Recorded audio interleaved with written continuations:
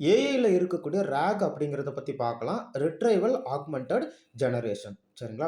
நீங்க ஒரு ஏஐ டூல்ல ஒரு கேள்வி கேட்கிறீங்க. என்ன கேள்வி கேட்கிறீங்கன்னா, சூரிய குடும்பத்தில அதிகப்படியான நிலாக்கள கொண்ட கோள் என்ன அப்படின்னு சொல்லி கேட்கிறீங்க. இமிடியேட்டா அந்த ஏஐ டூல் என்ன பண்ணும்னா, அந்த ஏஐ டூல் பேஸ் பண்ணி இருக்கக்கூடிய எல்எல்எம் வந்து என்ன டேட்டாவ வச்சு ட்ரெயின் பண்ணியிருக்குதோ, அந்த டேட்டால இருந்து ஈக்வலன்ட்டான ஆன்ஸர் என்னன்னா, ஜூபிட்டர் அப்படிங்கிறத எடுத்துட்டு கொண்டு வந்து தருது. சரிங்களா? ஜூபிட்டர் அப்படிங்கிறது கரெக்ட்டான்னு கேட்டுக்கிட்டீங்கன்னா, 2024 வரைக்கும் கரெக்ட்டு. பட் 2025க்கு அப்புறம் ஜூபிட்டர் இல்ல, சாட்டர்ன் அதாவது சனிக்கோள் தான் அதிகப்படியான நிலாக்கள கொண்டிருக்கு அப்படிங்கிறத கண்டுபிடிக்கிறாங்க. சரிங்களா? இந்த எல்எல்எம்ல என்னென்ன ப்ராப்ளம்லாம் இருக்க வாய்ப்பு இருக்குன்னா, அவுட்டேட்டட் டேட்டா அப்படிங்கிறது இருக்கும்.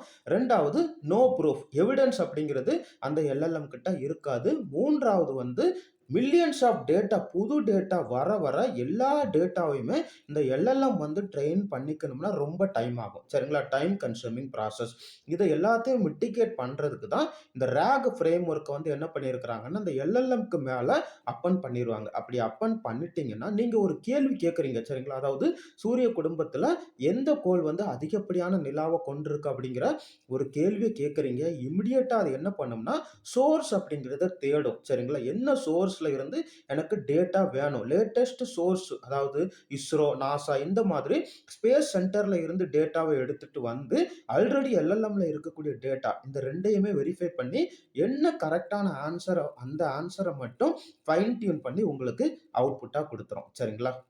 இப்போ உங்களுக்கு வந்திருக்கக்கூடிய அவுட்புட் அப்படிங்கிறது லேட்டஸ்ட் டேட்டால இருந்து எடுத்துட்டு வந்த அவுட்புட் வித் எவிடன்ஸோட எடுத்துட்டு வந்திருக்கும். அதே மாரி millions of millions data generate ஆக அந்த எல்லா டேட்டாவையுமே எல்எல்எம் அப்படிங்கிறது ட்ரெயின் பண்ண வேண்டிய அவசியம் கிடையாது.